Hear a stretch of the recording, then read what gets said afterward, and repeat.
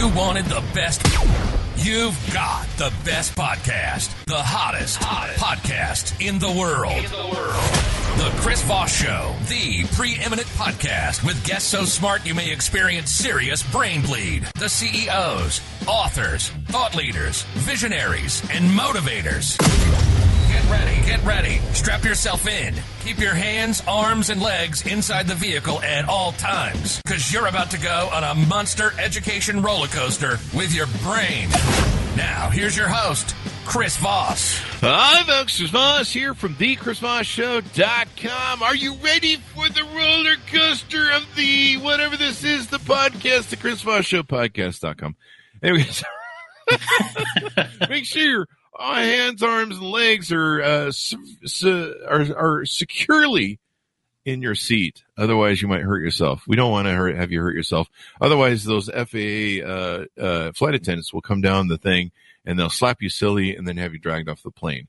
But it isn't that kind of a show. So anyway, well, as always, we certainly appreciate you guys being on the show. We have an amazing debut author on the show. He's going to be telling us about his new book coming out December 6th, 2022. And the beautiful part about this is if you started seeing the Black Friday sales for that great Christmas gift you can get to people, this makes a great Christmas gift. So you want to take and purchase this thing, get it pre-ordered when you can. Of course, you always want to pre-order books when they come out because you know what the nice thing is? You get that baby in the mail and then you get bragging rights in your book club to say, hey, I'm the first one to read it. I got it before you guys. You know, you always want to be the one who reads the hot book first because you can say like, I was the first one and it helped get hot for me. So you want to check this book out. We'll be talking to him here in a few seconds. But in the meantime, you know the drill. Further show to your family, friends, and relatives. Go give us those lovely reviews on iTunes. Somebody just put up 2 the other day. 2 people just put up 1 each the other day. And they were beautiful. And they made me cry. And if you want to make Chris Voss tear up, just feel loved, please go put a 5-star review on iTunes. We certainly appreciate it. Go to goodreads.com/Chris Voss, youtube.com/Chris Voss, LinkedIn, see the big LinkedIn group, 130,000 people, all the LinkedIn places we have, all the internet. It's crazy where we are. We're just everywhere except for Snapchat. No, we won't DMU the Chris Voss Show pictures. That's not going to happen, folks. That's not this kind of show. I think that's on an OF channel, but we don't have a channel there. So, nah. There you go. Anyway, guys, he's the amazing author of the new book that's coming out December 6th, 2022. It's a novel called Manifest Destiny, and it's by Zach Daniel. Zachary Daniel's on the show. Zach, are we going with Zach Daniel or Zachary? You know, Zach is less syllables, so we can go with that. It's easier to say. We just want to give people those search terms to look for. Yeah, Zachary. Amazon. Yeah, if you want to search it, Google, Amazon, Barnes & Noble, Zachary Daniel. There you go. So the book's under Zach Daniel. Zachary Daniel is a Midwest native. He graduated with a degree in nuclear medicine. Wow. Before pursuing his passion in finance. Wow. We'll have to find out what happened there. Starting his own firm, Digital Edge Wealth Management, he is now a registered investment advisor, leading a new way given his expertise in Bitcoin. He recently came out with his debut fiction novel, Manifest Destiny. He's a man of simple taste, beer, book, and Bitcoin. That sounds like a slogan there. Yeah. Beer, book, and Bitcoin. Many of the kind of a mouthful. There you go. So welcome to the show, Zachary. You've been here all along, but welcome to the show. We certainly appreciate coming by. Yeah, well, thank you, Chris. Thank you for having me very much. And, you know, I wouldn't mind seeing you cry, so I might have to leave a really glowing review. Please do. just for that. I'm going to start reading them on the show. I've been meaning to read them on the show, and I always forget. And I start the show, and I'm like, damn, I was going to read one on the show. And there might be some crying there, but then I don't have the tissue box, so, whatever. But, yeah, I mean, it makes me feel special. I get a little tingly inside and my eyes water a little bit. And I'm like, if people love me, damn it, they love me. They really do. Which is different than my mom, who just uses my name as the 4-letter word. Anyway, moving on. So congratulations on the new book. Give us any .com if you want people to track you down on the interwebs and stalk you. Yeah, you can check out my, the book from ZacharyDaniel.com, Zachary-Daniel.com. Otherwise, it's available on all major retailers. And if you're looking for that Black Friday sale on Blackstone.com, it's 30% off. So there you go. That's the one deal. Yeah, it's debut novel, but it's off on sale on Blackstone. So go check it out. Go. So order up the book. I mean, get one of those. It's right now. This is the time of year where I'm always looking for gifts to give people.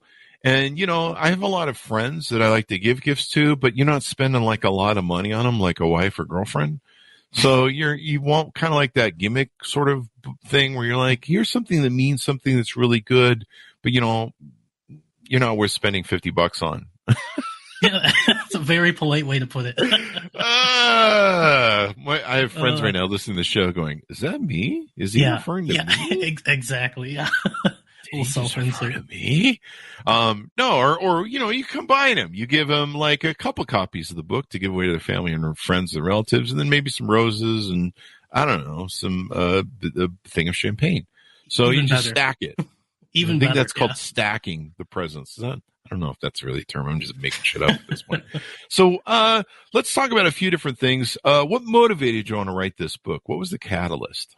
It's a good question. On the bio, I said I came over a glass of rum, and that is kind of true. I did come home in college, actually, and I thought about this idea for a movie.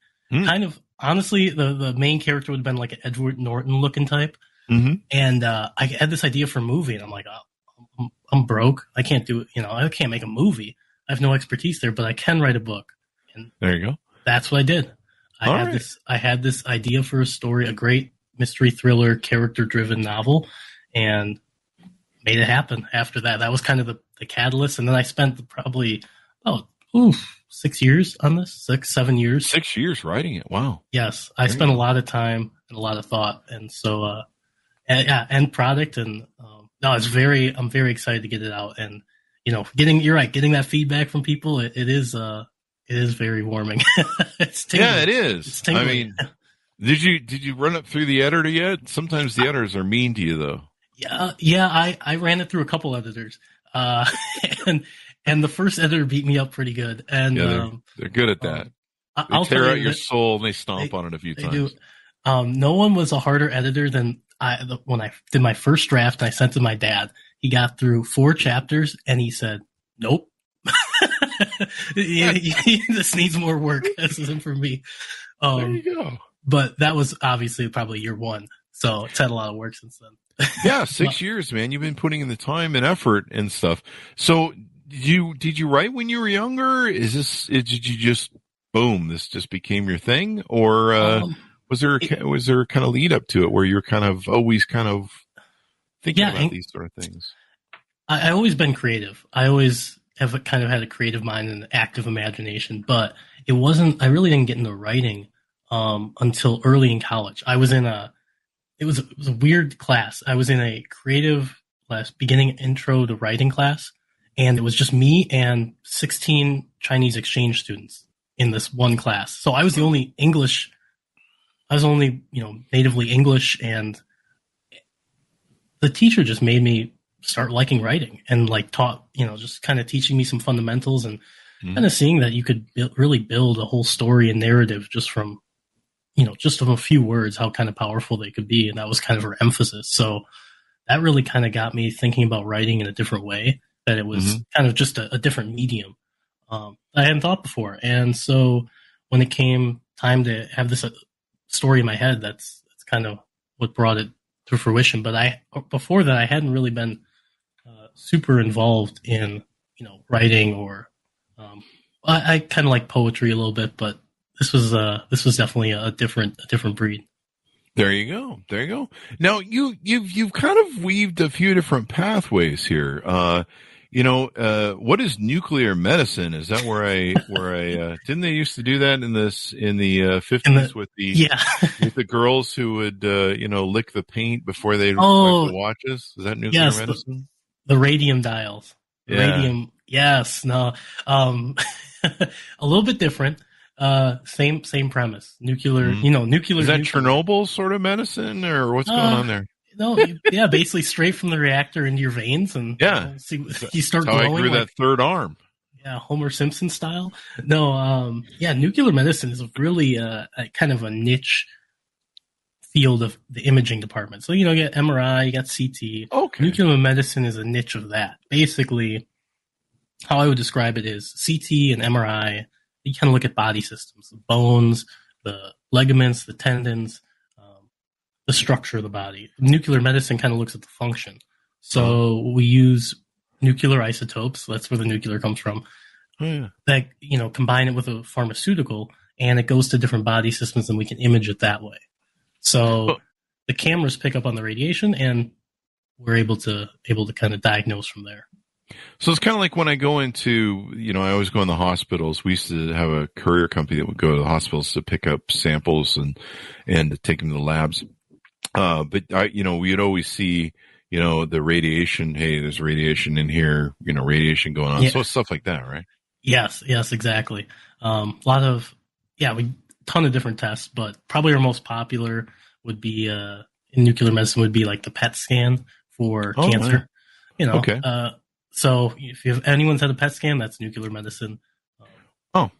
So it's really interesting field. I loved it when I was in it. So yeah. So you've done a few things. You started your own company. What made you decide to start your own business? I think I got my first taste for running my own business when I was actually intern in nuclear medicine. Mm-hmm. I was big into Bitcoin, still am, and that is kind of a subspecialty now. But got really into Bitcoin, started a Bitcoin ATM business with a partner out of my public housing. It was quite the time.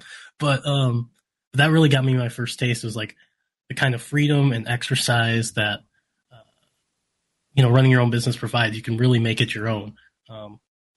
And I've always had a thing with sometimes authority figures or rules that don't make sense, but we have to follow. I'm like, why are we doing this? But if you own your own business and the rule doesn't make sense, you're not following it because it doesn't make good business. Yeah, you just change it. Yeah, you just change it. Yeah. See, you're like me. You know. Yeah. Oh yeah. You're a guy that I do not work well with others. Yeah, I have issues. So I started my first company. I was 18 and I'm back and yeah, I can never work in a corporate environment. I think when I was younger, I did some stints in some corporate environments, helped finish off my CEO training, and I learned early on. I learned that you work at places and you're like, this is dumb. What we're doing is dumb. You guys are doing dumb stuff. This is dumb. And they would be like, shut up. I remember when one company I worked for that was a car dealership. They go, well, the owner spent $2 million to build this company. So why don't you take your little idea there and go get $2 million and go do whatever the hell you want. And that probably was an important thing to say to me at the time, because I was like, yeah, that's probably what I should do. Yeah. Okay. Sure. So they probably thought they'd say that and you just fall in line like, yeah, okay, I guess, So let's touch on what you do for clients, and I want to come back and tie this into the book. What do you do for your clients, and how does that work in the crypto thing, and being an investment advisor and with a specialty in digital currency? Yeah, it's almost ironic, right? Traditional investment advising, and then Bitcoin or digital currencies. I would say nuclear ironic. See, nuclear iron, radioactive. I don't know. That doesn't work. You tried. This is why you went to college for nuclear stuff, and I went to public school. Hey, don't knock public school. I love public school. It's kind of a joke we do around here. I don't know. But yeah, no. So what I do for clients is, I'm a traditional investment advisor. So managing investments for people, but my specialty is in digital currencies or assets. So I kind of have a niche field of, developing portfolios that have exposure to the digital currency space, either indirectly or directly, and kind of trying to build a kind of high growth, long-term model for clients based on their needs.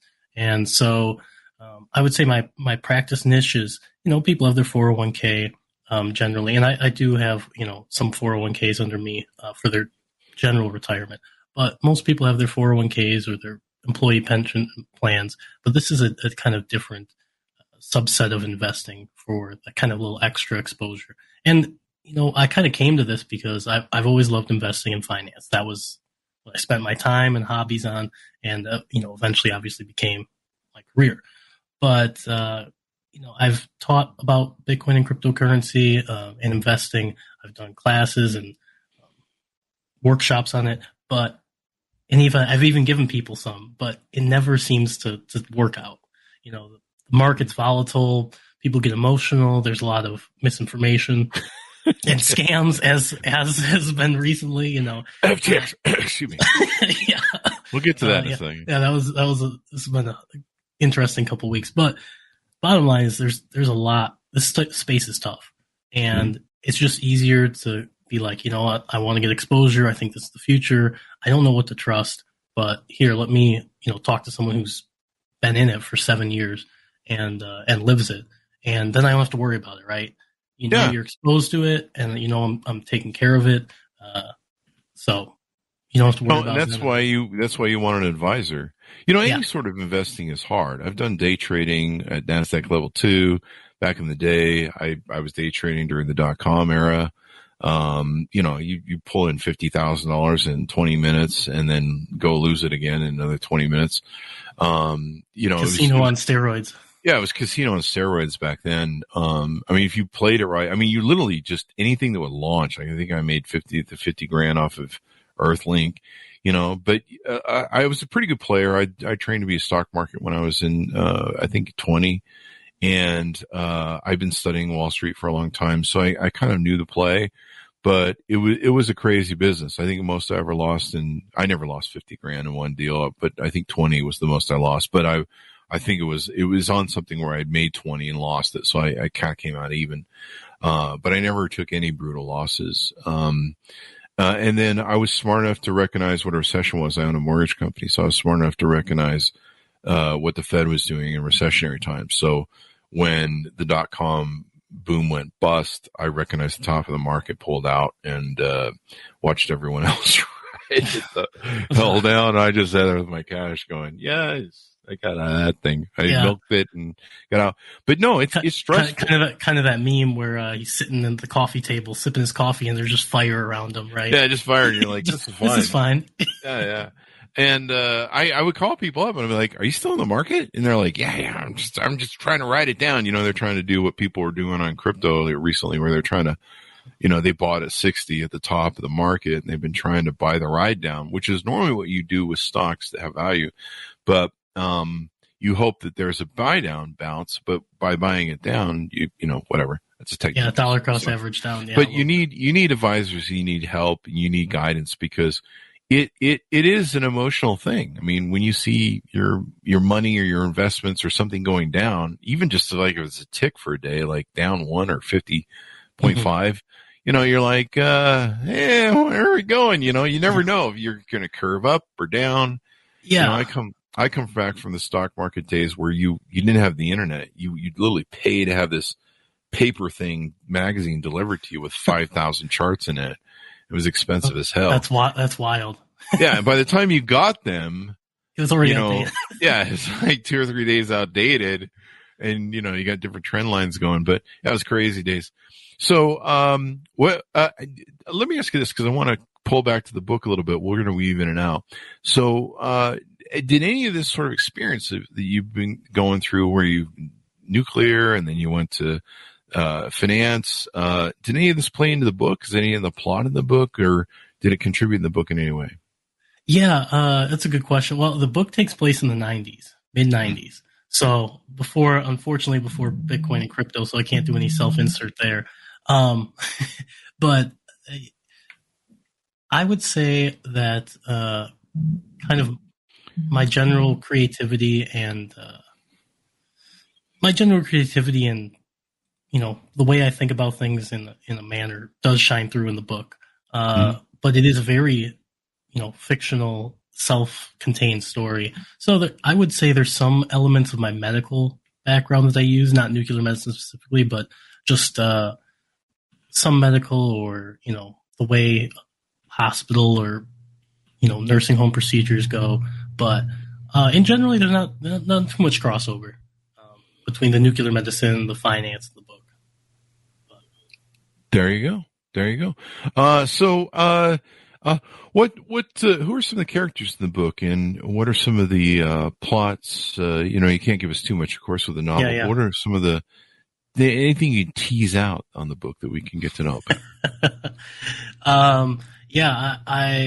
I would say, the general plot, the main character, Nick, that's no spoiler or anything. His father was everything to him as a kid. His idol, looked up to him, wanted to be him, and his father was murdered in an apparent robbery. This left, obviously, him pretty traumatized, and it kind of carried into his future. And fast forward to present day, and it's basically, Nick's trying to figure out, with his friend Chris, who's a police officer, uncover the murder to kind of put this all to rest, to kind of get some closure from the whole ordeal. And in the 90s was when DNA came out. So, now they have DNA technology that they can use to try to break open the case. But during that whole process of, trying to figure that mystery out, Nick's having a kind of a character journey through kind of rediscovering his family and improving his life and moving on from the past. And he has some demons. We'll just call them demons that come into play quite a bit during the story. So, it's quite the character journey, and definitely has some twists and turns during it. What you could put in the book is somebody's going to invent this crypto thing, and everyone should buy it. A paradigm shift. Yeah, there's going to be a paradigm shift in the money supply, the monetary policy. Yeah. Foreshadowing, and then in the second book you can do Bitcoin or something. I don't know. Yeah, there'll be a sequel. Yeah, you always got to plan these things out. You always got to plan the sequel, evidently. At least that's the way it works in movies and stuff. So this is pretty interesting. Was there some people that you had in mind? There's very few people that write with like some Hollywood actors in mind, like this person would play great in the thing. Sometimes they pick characters from their lives or relatives or something, or people they hate, they want to get back at. They make them the murder victim. Anybody you choose? That's a good question. I don't want to say anything. I might not have lose a couple friends. Why did you kill me in your book? Yeah. Okay. I can't do spoilers, but there is someone in particular. They know who if they're watching. They know they were watching. And then they read the book, and they're going to be like, "You killed me? You killed me? Is there like some deep seated hatred? No. What did I do to you? Yeah. Remember that time you gave me books for Christmas? Those Black Friday books you got on sale? Yeah. You bought me 5 of that one guy, that new debut novelist. I'll never forgive you. I'm just kidding. Yeah. It's a good callback, Joe. Yeah, there's no references to anyone in particular in my life. No characters based on anyone. It's a conglomeration of my imagination. Obviously, people influence it around me, but and as far as Hollywood actors, like I said, I kind of, when I made the story, I pictured Edward Norton playing the main character. Oh, really?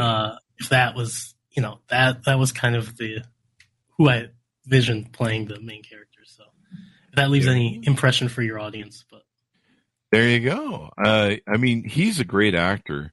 Yeah. I think I saw his big debut. He'd been, I think, in a few films, but Primal Fear, I think it was called. And I just about crap my pants at the ending of that movie. I've seen it about 3 or 4 times, and every time it just gives me the chills. Yeah, he's good, and I've liked everything that he's ever been in. So. Oh yeah, and then Fight Club. Oh my God, Fight Club! Oh, what a movie! Fight Club is one of my favorite top movies of all time, and just crazy. Just crazy the concept behind it and stuff. So nothing really tied into Bitcoin. Any nuclear stuff in the book? I guess that you're nuclear. No nuclear, no Bitcoin. That's a big part of my life, but not in the book. Not in the book. Kept it all self-contained. So give us an overview of the book. What's happening in the book generally? Just kind of give us a kind of a 30,000 foot view. Generally, I would say, the book, the underlying plot is finding his father, finding his father's murder. And he goes on a series of steps to find that with his best friend, who's a law enforcement officer. And the beginning of the book, I would say, has a lot more flashbacks and kind of a little bit of darker tone. A lot because, the main character is living in the past, kind of held on to this grief and anger from his father being, taken from him. And then, he starts to move on. So towards the end of the book, he starts to move on from that, reconnecting with the family, kind of improving his life, viewing past events a little differently than maybe they would have happened. And, there's adventures along the way. And then at the end, obviously you don't spoil the ending before the book, but there a lot comes together, and I guess it was, like the title of the book, The Manifest Destiny. Mm-hmm. So it's a play on the old was a historical term about how the U.S. colonists were gonna go from the East Coast to the West Coast. Nothing could stop them. It was our manifest destiny. So that's kind of a play on what the main characters experience. Mm-hmm. That was a question I had for you, is why you picked that title and what sort of meaning it had. Yeah. So did that have any personal resonance with you? That whole manifest destiny thing, or it just fit with how you wrote the book? And I think it just fit with how I wrote the book and how I wrote the character. Mm-hmm. The old historical term was the colonists weren't able to be held by the Mississippi River. Basically, there was the manifest destiny that we were going to go past the Mississippi River and it's going to break open and go to the West Coast. Well, that's much the same with the main character as far as his grief and anger and holding on to the past. It can't be held back. And so that was the kind of play there. And it was just a little bit ironic because if anyone knows me, I have no harbor of, this past or anger or angry person, grief, anything like that. So it was at some points I really had to get into character to write certain sections. Because generally that's an antithesis to kind of who I am. So there were points where I had to get, a little in character and, maybe a little booze was inspired in that to really hone in on, what this character was feeling. So there you go. It was a fun process. Would you call it Hemingway used to, what was the old line from Hemingway? Write drunk and edit sober. There was a lot of nights of that. I've done that before. It was interesting. One time we went to Hemingway's grave in Jackson Hole, and we went to visit his grave, and we pulled up, and someone had a shotgun shell sitting at the base of his grave. It was very macabre. We were like, "Wow, okay, we're not going up to his house now." Yeah. That's like too weird. But so would you build this as a suspense, as a thriller, as a mystery? Yeah. Under the broad sense of mystery thriller, but, psychological thriller, very character driven, suspense, especially towards the end. So yeah, that's kind of the broad umbrella I put on. Any plot twists or M. Night Shyamalan stuff going on there? Yeah, there's some plot twists, and you know what? There's a lot of layers to the story. So the kind of deeper you read on it, the more you're going to understand about the dynamics, and you might be able to predict, some of the plot twists and figure out exactly kind of what the whole dynamic was that spurred this. So how deep it goes, because at the surface level, I think it's a great read. But the deeper you go, I think the more layers you get into it. There you go. That's always good to have, because people love novels, man. We have a lot of novelists on the show, and people love novelists. They love the whole aspect of adventure thrillers. People just love, they just love that stuff. It's something that people love, and they eat it up. In fact, I wrote a business book, and I've seen all the novels that we have on the show. and they come back all the time. I think we've had some novelists on about 4 or 5 times now for their books. They're really prolific. They write like every 4 months. And I don't know how. That's a skill that I. Oh yeah. I got people that come on the show. They got like 50, 60 books and they've come back a bunch of times. And I'm just like 50 or 60 books. It took me 53 years to write my first one.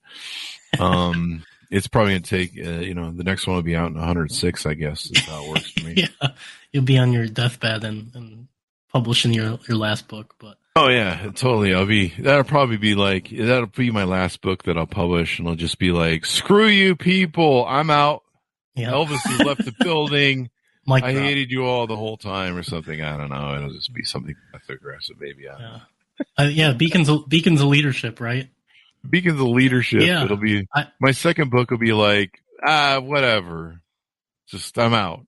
I'm dead. I'm dead. Yeah. I'm gone. I liked only half of you people. Yeah.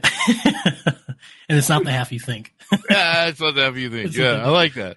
That could be like a title for a book or, I don't know. That sequel. It's not the half you think. There you go. Yeah, only like half of you. It's not the half you think. That's pretty good trademark. Copyright trademark. There you go. I mean, there's the byline for it, right? John, what happens when you find out that you're not in the half that someone likes? Or something, I don't know, some sort of plot twist there. Yeah, I did like your section in the book especially about the nine dots. Oh yeah, model.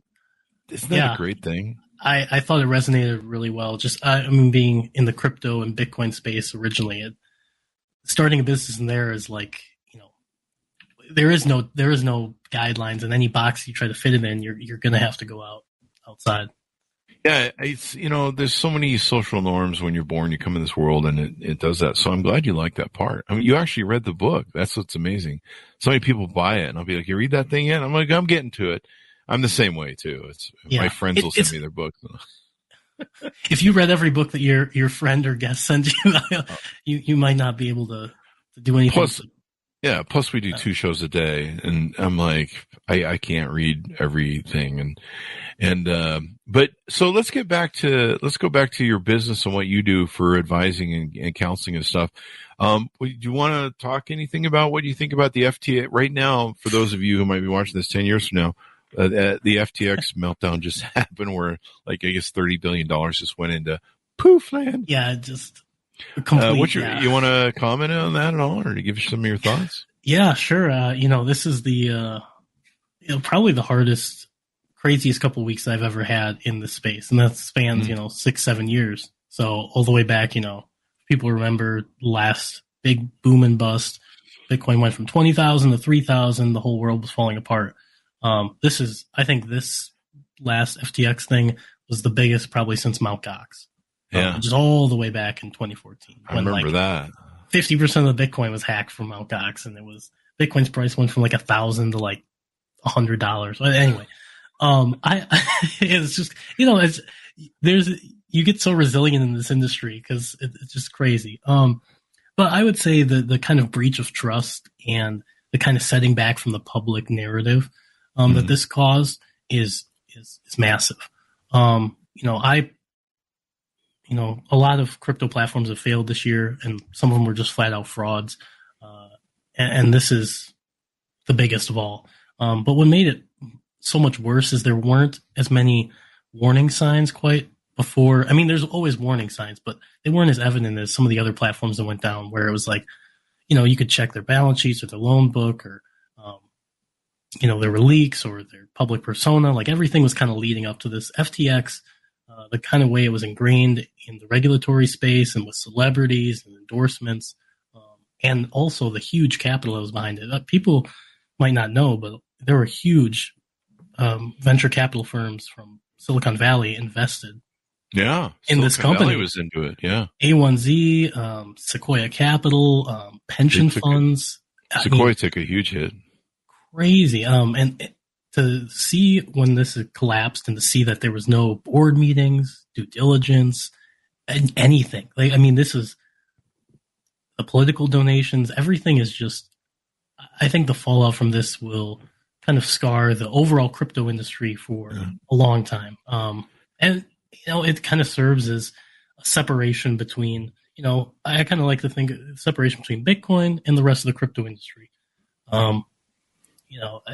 Bitcoin is a technology and a medium of exchange, and a monetary unit is different than, exchanges or the crypto industry at large that, in this case, perpetrated that fraud, FTX. But it is a crazy time, and it's tough to know who to trust and how to keep your assets safe when the platforms are just going down, and you're like, well, now I'm out of whatever I stored on there. It's rather crazy. Yeah, I mean, and a lot of the fluff seems to be these tokens. Yes, where they were just making tokens, and then they would fluff them and play games internally with them to puff them up. Yeah, and it's kind of like Enron, basically, or something, where they're puffing up shell companies. that, and then cross collateralizing and taking out loans against the value of those puffed up pieces. That's something that's been happening in the crypto space for a long time with all crypto projects in general that are not Bitcoin. Is you keep a low float, so come out with a token with 5 billion tokens. You keep 4.5 billion locked up either from founders funds or VC firms, or keep it on exchanges, but kind of don't let it be sold, and then you just leak out just a little bit. You get the hype train going. You get some influencers on YouTube to say, "Look at this next coin's gonna, change how the power grid's distributed throughout the United States." And all of a sudden, you got plebs with their retail money, throwing $100 at this thing. It's going to go to 2 million, but that's just enough to get that token moved from 10%, 50%, 100%, and then the feedback loop starts kicking in. Whoever owns most of the tokens with the exchange or project starts to leak out just a little bit, not to mess up the price too much, and eventually, obviously, that equilibrium fails because there's nothing really behind the project, and push. And this has just kind of been an unfortunate factor of the space for ever since I've been a part of it. So it isn't new. It's always repackaged something differently. This time, I think it was more the DeFi and the NFT train that drove it. Last time it was the ICO and initial coin offering. Not to say that the NFT space doesn't have a future. I think 99% of it is garbage or is going to go to zero. But I think there is something there with NFTs, and I do see some actual use cases for it. Yeah. Now and down the road. So. Yeah. And so, I mean, Bitcoin has always seemed to be like the Cadillac of Rolls Royce of all the other stuff that's out there. And it seems to be the most, I don't know if most stable might be the right word lately, but it takes hits when it does, everything else fails in the marketplace of crypto and NFT. But, the one thing I learned a long time ago, and this is from training to be a stockbroker, is you don't want to be buying when everyone's buying. You don't want to be selling when everyone's selling. You actually want to buy when there's opportunities in the market. And so whatever the news is of the day, Russia does this or, war, Fed interest rates, whatever the thing is, stocks go up and down, whether it's Bitcoin or stocks trading, and you're looking for opportunities. And you never want to buy high and sell low. You want to buy low and sell high. Yeah. So you're looking for opportunities. There's people that, they made a lot of money when Black Friday happened, with the crash of the stock market. Yeah. Or was it Black Monday? Anyway, Black Monday. Black Monday. And they basically waited for the bottom to hit, and they bought at the bottom and figured, hey, it's got to bounce, and it bounced. So, there's going to be a time where crypto is going to go back up again and people are going to have faith in it again. Might be a little bit of crypto winter. Maybe, I don't know. Some people talk about that. What do you think about a crypto winter? Yeah, I think it's been a crypto winter here for a bit. You're exactly right. It's easy to say buy low, sell high, but during this time, a lot of people are definitely selling fear. And it's interesting. I kind of say that people get greediest at the very top of the markets and the very bottom of the markets. So the same people that were screaming at the top, you have to buy now because it's going to 200,000. You have to buy now. You have to buy now. You have to buy now. It doesn't say, this is different than, say it's, Bitcoin's at 60,000 and you're like, I really do think Bitcoin's going to be something, continue to grow down the road. I have no exposure to Bitcoin at all. Maybe I should start getting some. That's fine. Get a little bit of exposure. Just so you're, have some. But, at the bottom, it tends to be the opposite or the same as far as the greed. So it's like, I think Bitcoin's going to be something. I think it's going to stick around and be more valuable down the road. It has useful utility as a technology, but I think it's going to go to 12,000 or to, or something lower. And I think that's where people get greedy at the bottom. They're like, I can just get a little lower. I can just get a little bit more. But if they kind of look at, well, what do you think about the long term? Well, is that 5%? Is that 10% going to make the difference? Or people, I've just seen it at the tops and bottoms. Back in 2017, 2018, Bitcoin was sitting about 4,000 for 6 months. A lot of people were saying, well, I'll wait till it goes to 2,000. Yeah, and it's like, well, what do you think Bitcoin could be in 5 years? Well, they're like 30,000, 20,000. It's like, well, what do you? So it's always the same. Now that's not to say. Now again, I kind of have to say this as a registered financial advisor. This is not financial advice. I am not your investment advisor. Now, if you would like that, you can contact me outside of this medium, and we can talk shop. But don't take anything that I say here and go trade off.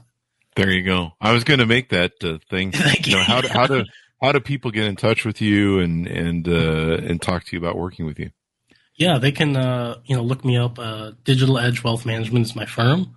You can look me up. Make sure I'm legit. You can go on the FINRA and SEC and look up that I am a registered investment advisor and I'm compliant with all regulators. But reach out to me through the website, my phone number. You can probably Google Digital Edge Wealth Management, and we can go from there. So. There you go. So you're registered and you have oversight as opposed to FTX. Yes, you're registered and have oversight, and I don't keep clients' funds.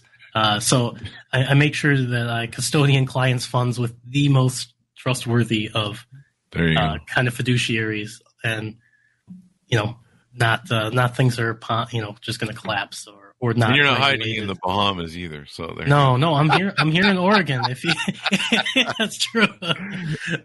I'm here in Oregon. That would usually be my first tip off. What, you're operating out of the Bahamas? I think I see what's going on. I'm pretty familiar with what goes on and down there in those nether regions for the reason people hide their money down there. I mean, Putin hides his money down there. I mean, if you ever see we've had authors on who blew up in the Paradise. What was it called? The Paradise Papers. The whatchamacallit? Was it the Paradise Papers?